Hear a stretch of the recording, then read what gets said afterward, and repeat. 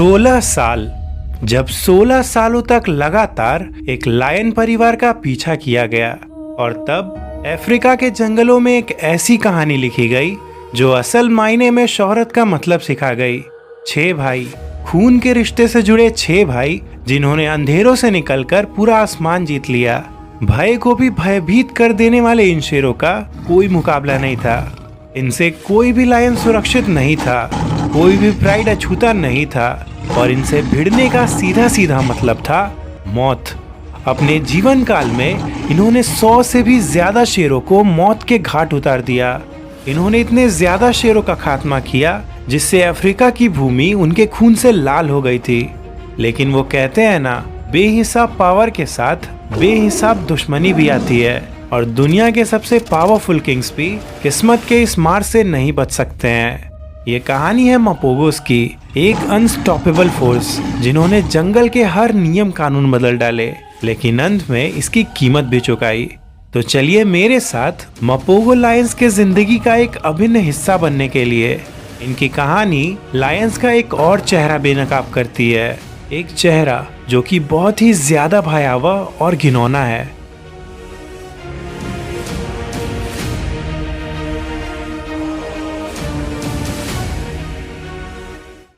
ये है Sabi sand game reserve, विशाल का एक क्रूगर नेशनल पार्क से बिल्कुल सटा हुआ।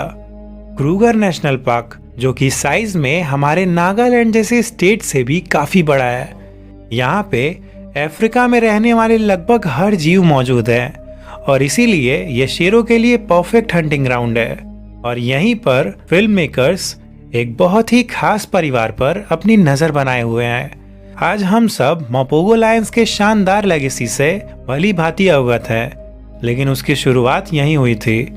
इस परिवार का नाम है स्पार्टा प्राइड, जो साबी सैंड में कई दशकों से रहते आ रहे हैं। साल 2002 के करीब इस प्राइड ने 10 बच्चों को जन्म दिया, जिसमें से 5 नर थे।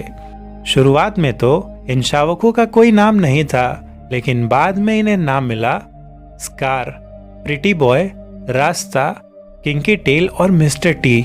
आगे चलकर इन्हीं नन्हे भाइयों को मापोगोस के नाम से जाना जाएगा, लेकिन अभी ये अधूरे हैं और मैं ऐसा क्यों बोल रहा हूँ वो आपको बहुत जल्द ही पता चल जाएगा। धीरे धीरे ये सभी बच्चे बड़े होने लगे। शुरू से ही ये देखा जा सकता था कि ये 5 भाई बाकी के बच्चों से ज्यादा बहादुर और क्यूरियस थे और इनकी बहनें काफी शर्मीली। इनमें से 2 बच्चे बाकियों से काफी अलग नजर आते थे। इनमें एक लीडर है और दूसरा हमेशा उसे फॉलो करता है। इन्होंने इस उम्र से ही एक साथ मिलकर काम करना शुरू कर दिया है। ये 2 शावक है, मिस्टर टी और किंकी टेल। इन 2 भाइयों में कुछ तो है जो इन्हें बाकियों से बहुत खास बनाता है। जैसे कि एक बार जब परिवार एक बड़े से भैंसे का शिकार करता है, तो हमेशा की तरह इस शिकार को सबसे पहले मापोगोस के फादर्स खाने लगते हैं और यहीं पर कुछ ऐसा होता है जिसे देखकर सब हक्के बक्के रह जाते हैं। यहाँ एक नन्हा शेर जिसने अभी तक ठीक से चलना फिरना भी नहीं सीखा है, वो सीधा एक बब्बर शेर के मुंह से उसका निवाला छीनने चला जाता है। आमतौर पर नन्हे शावक ऐसा नहीं करते हैं क्योंकि इसका परिणाम बहुत बहुत बहुत बुरा हो सकता है। इसीलिए जब ये नन्हा शेर ऐसा कर रहा होता है तो सबकी सांसें थम सी जाती हैं। ये छोटा शेर और कोई नहीं बल्कि मिस्टर टी था। वो लोग बहुत खुशकिस्मत थे जो मापोगोस को अपने आंखों के सामने बड़ा होते देख रहे थे, क्योंकि यहाँ पर ये तो क्लियर था कि अगर आगे भी ये 5 भाई एक साथ रहे तो फिर पूरा साबी सैंड इनका होगा।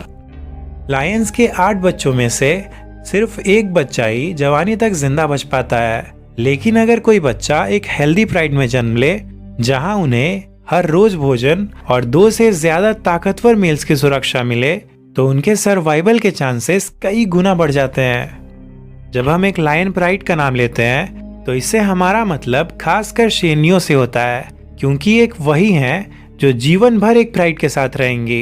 एक बड़ा और मजबूत प्राइड दशकों तक टिक सकता है। वहीं दूसरी तरफ जो नर शेर होते हैं वो दूसरे शेरों के साथ मिलकर गठबंधन का निर्माण करते हैं, जिन्हें हम आम भाषा में कोएलिशन कहते हैं। एक मेल लायन को अपनी जिंदगी में कई बार एक जगह से दूसरे जगह और एक प्राइड से दूसरे प्राइड में जाना पड़ सकता है, अब जैसा कि मपोगोस के फादर्स ने भी किया, इन्होंने वेस्ट स्ट्रीट मेल लायंस का एक कोएलिशन बनाया हुआ था। वैसे इनके कंट्रोल में बस स्पार्टा प्राइड ही नहीं था, बल्कि इसके साथ ही ये कई दूसरे प्राइड्स पे भी राज करते थे। ये कमाल के पिता थे और अपने बच्चों के लिए इनके अंदर दया और प्यार का पूरा सागर था। अगर ममता जैसा कोई शब्द पिता के लिए भी बना होता तो जरूर ही ये उसका जीता जागता उदाहरण होते। बहुत से लोगों के मन में ये अवधारणा बनी होती है कि मेल लायंस तो बड़े आलसी होते हैं और ये दिन भर बस पड़े पड़े आराम करते रहते हैं, लेकिन असल में इनके ऊपर बहुत ही बड़ी जिम्मेदारी होती है। जिम्मेदारी अपने परिवार और अपने इलाके की सुरक्षा की। इनका ज्यादातर जीवन बस इसी काम में निकल जाता है। जहां फीमेल्स प्राइड के अंदरूनी मामलों और उसके सोशल स्ट्रक्चर को बनाए रखती हैं, तो वहीं मेल्स इनके बाहरी मामलों को। और किसी भी हेल्दी प्राइड के लिए इन दोनों का गठजोड़ होना आवश्यक है। इस वक्त स्पार्टा प्राइड में कुल मिला के 10 बच्चे हैं, जिनमें से 5 मपोगोस हैं। इस बड़े से परिवार को अपना पेट भरने के लिए बहुत बड़े बड़े जानवरों का शिकार करना पड़ता है, और ये खतरनाक काम बिना वेस्ट स्ट्रीट मेल्स की मदद के कर पाना लगभग नामुमकिन है। आज ये शेर परिवार एक जिराफ के शिकार पे निकला है।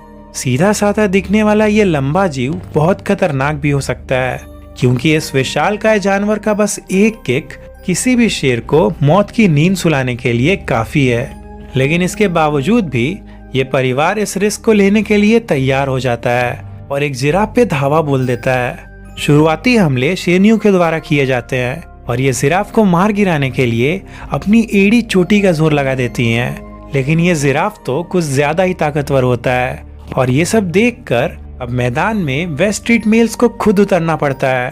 फिर आगे बहुत देर तक यहाँ मौत का भयंकर खेल चलता है, लेकिन आखिर में जीत जंगल की राजा की ही होती है। ये जिराफ 1300 किलो से भी ज्यादा का है, जो इस परिवार की कई दिनों की भूख मिटा देगा। साविसेंट के जैसे सवाना में खतरा हर जगह है। इस खतरे का आभास हमें तब और होगा जब मिस्टर टी और किंकी टेल एक ऐसे जानलेवा खतरे में फंसेंगे जिससे मपोगोस की लेगेसी शुरू होने से पहले ही खत्म हो सकती थी। साल 2003 के दौरान सभी मपोगोस 6 महीने से अधिक के हो चुके थे और अब तक ये स्पार्टा प्राइड के अभिन्न अंग बन चुके थे। इनका परिवार न केवल ताकतवर है, बल्कि शिकार के मामले में भी इनका कोई जोड़ नहीं। और जैसा कि हम सब जानते हैं कि बच्चे वही सीखते हैं जो ये अपने माँ बाप को करता देखते हैं, और इसीलिए अपनी तेज तर्रार हंटर मदर्स को देखकर ये बहुत कम उम्र से ही शिकार में दिलचस्पी दिखाने लगे थे। ये अपने आसपास के हर जानवर पर कड़ी नजर रखने लगे हैं, पर अभी ज्यादातर बार ये गलत शिकार के पीछे पड़ जाते हैं, जैसे कि ये पोर्क्यूपाइन या इससे भी कहीं ज्यादा एग्रेसिव ये हनी बैजर। हनी बैजर्स को तो बड़े शेर भी अवॉइड ही करते हैं, लेकिन छोटे मपोगोस को इससे कोई फर्क नहीं पड़ता है। लेकिन असल मायने में मपोगोस का भविष्य सबसे ज्यादा इस जानवर पर निर्भर करता है, वाइल्ड बफेलोस। अफ्रीका के सबसे जानलेवा जानवरों में से एक। बफेलोस झुंड में रहते हैं और इनका झुंड बहुत ज्यादा बड़ा भी हो सकता है, जिसमें 1400 से भी ज्यादा भैंसे हो सकते हैं।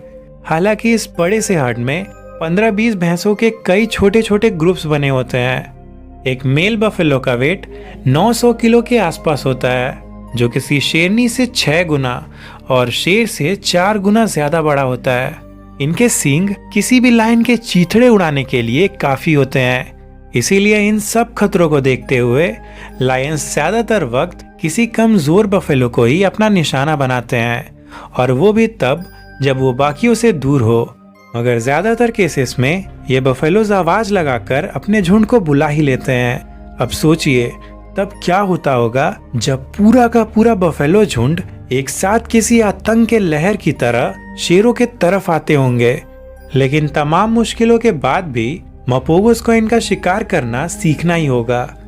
बच्चे कुछ भी बहुत जल्दी सीख जाते हैं और ज्यादातर चीजें ये देख कर ही सीखते हैं। इसीलिए स्पार्टा प्राइड अब इन्हें अपने साथ शिकार पर ले जाने लगा था। वहाँ पर ये सब बैठकर अपनी माताओं को शिकार करते हुए देखते रहते हैं। लेकिन आज जब ये शिकार पर जाते हैं तब इनके साथ कुछ ऐसा होता है जो मपोगोस की कहानी शुरू होने से पहले ही खत्म कर सकता था। दरअसल जब इनकी माताएं एक बफेलो झुंड का पीछा कर रही होती हैं, तब ये सब भी उनके पीछे पीछे बफेलोज के काफी नजदीक पहुंच जाते हैं। लेकिन फिर तभी बफेलोज एकदम अचानक से भड़क जाते हैं, जिसके बाद ये गुस्से से स्पार्टा प्राइड की तरफ दौड़ते हैं। बड़ों को तो इस चीज की आदत थी, इसीलिए वो फौरन ही जिधर हो सके उधर भाग जाते हैं। लेकिन इन बच्चों को इस बात का जरा सा भी अंदाजा नहीं है कि ये किस लेवल के खतरे के सामने खड़े हैं। बड़ों के जाने के बाद ये बिल्कुल अकेले हो जाते हैं और समय रहते ना भाग पाने की वजह से ये बफेलोज के बीच में फंस जाते हैं। खास करके मिस्टर टी और किंकी टेल, जो इन सभी बच्चों में सबसे आगे खड़े थे। बफेलोज जब किसी लायन को इस हालत में अकेला पाते हैं तो ये उस पर तब तक हमला करना नहीं छोड़ते हैं जब तक ये उसके शरीर का आकार पूरी तरह से बदल ना दे। यहाँ जो कुछ भी हुआ था वो स्पार्टा प्राइड के लिए बहुत दुख की बात थी, क्योंकि बफेलोज के हमले में कुछ बच्चे मारे गए, लेकिन 5 मपोगोस में से किसी को भी कुछ नहीं हुआ है। मिस्टर टी और किंकी टेल तो मौत की दहलीज पर जाके लौटे हैं। शायद किस्मत ने इनके लिए कुछ बहुत बड़ा प्लान किया है। अगर उस दिन मपोगोस में से कोई एक भाई भी मरता तो शायद आज हमें इनकी कहानी मालूम नहीं होती। जंगल में न जाने ऐसी कितनी ही कहानियां मौत के तले दब जाती हैं। वक्त यूं ही बीतता गया और मपोगोस ने अपने पहले साल को बहुत ही समझदारी के साथ पार कर लिया। लेकिन ये इस बात का जश्न नहीं मना सकते हैं, क्योंकि अब एक नया खतरा ऑलरेडी इनकी दहलीज पर आकर खड़ा है। साल 2003 में इनके इलाके में एक यंग और ताकतवर घुसपैठिए की एंट्री होती है। ये मपोगोस जैसे यंग लायंस के लिए बहुत खतरनाक है, क्योंकि घुसपैठिए शेरों का सबसे पहला निशाना यंग लायंस ही होते हैं। लेकिन ये क्या, आगे यहाँ जो होता है वो देखकर बड़े से बड़े वाइल्ड लाइफ एक्सपर्ट्स भी हक्के बक्के रह जाते हैं। दरअसल यहाँ ना तो ये शेर स्पार्टा प्राइड या वेस्ट स्ट्रीट मील्स को कोई नुकसान पहुंचाता है और ना ही वेस्ट स्ट्रीट मील्स इसे यहाँ से खदेड़ते हैं। लायंस के इतिहास में शायद ऐसा पहली बार ही हुआ होगा जब किसी प्राइड ने एक घुसपैठिए शेर को इस तरह से अपना लिया होगा। सभी के लिए इस बात पर यकीन करना बहुत ज्यादा मुश्किल था कि वेस्ट स्ट्रीट मील्स जैसे ताकतवर शेरों ने एक घुसपैठिए को टॉलरेट कर लिया।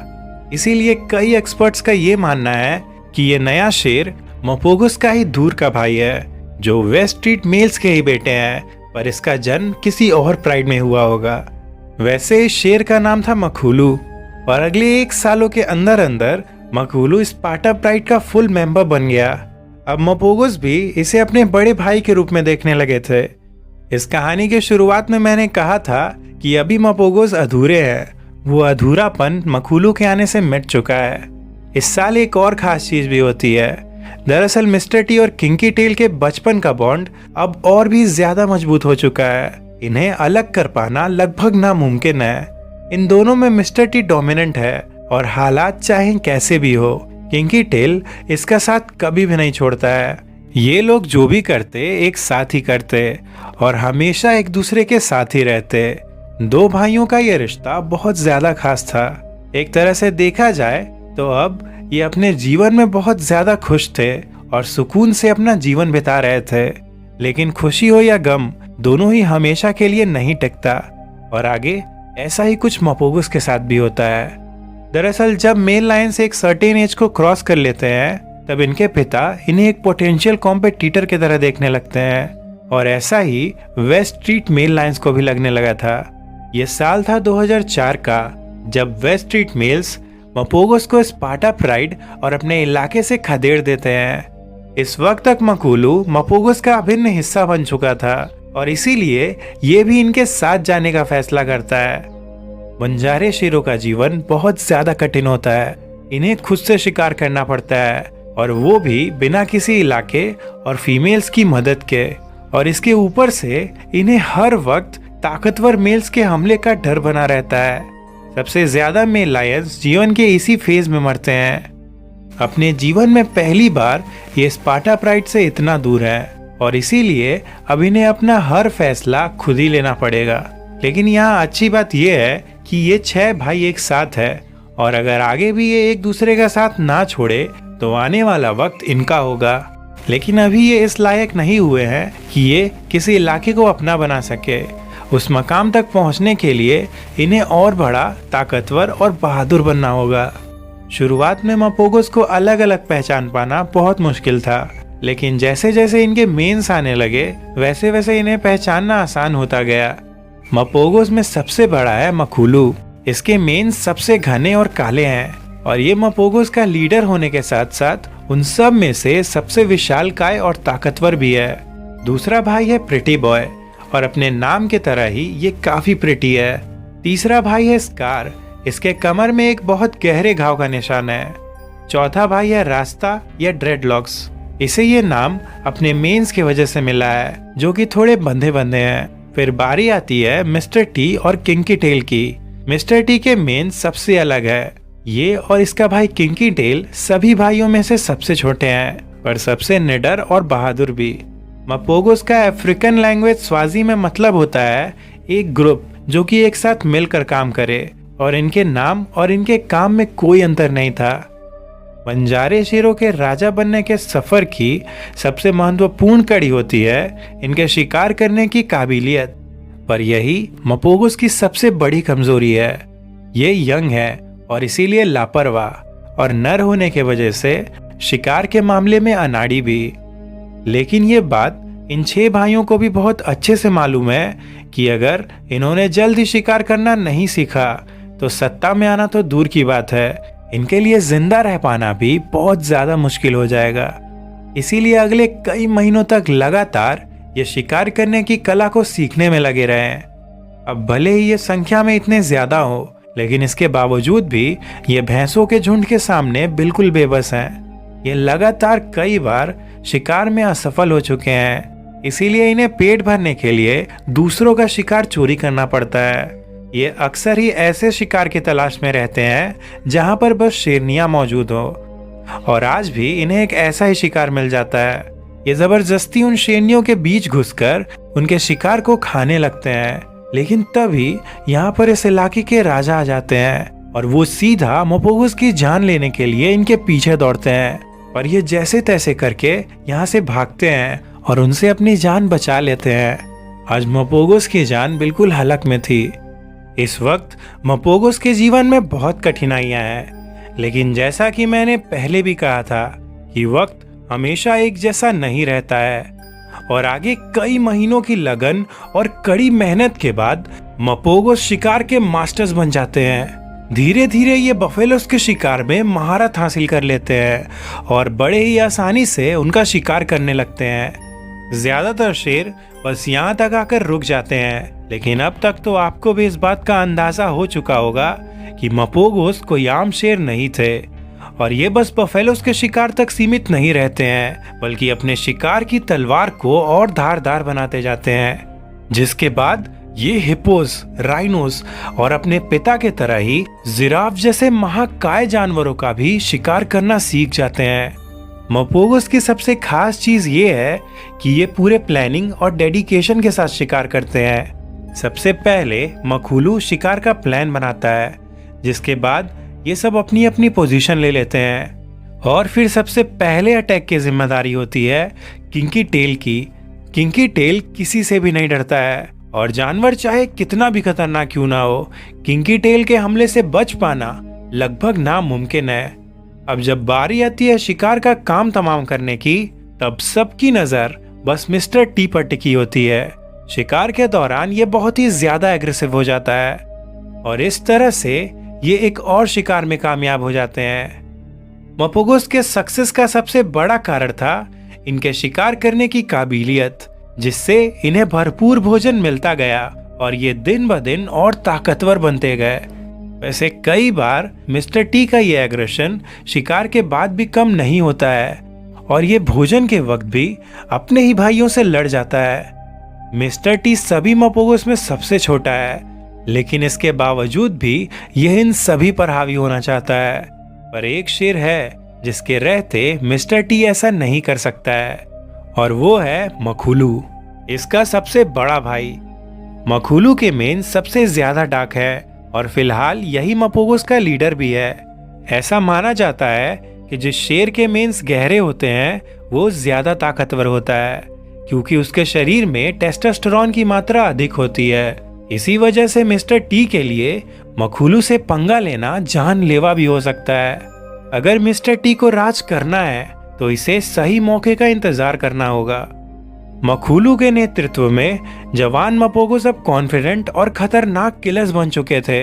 हर शिकार इनके लिए एक खेल बन गया था। ताकत और साहस के मामले में भी इनका कोई शानी नहीं था। और अब ये 6 भाई तैयार थे अफ्रीका के जंगलों का इतिहास पूरी तरह से बदल देने के लिए।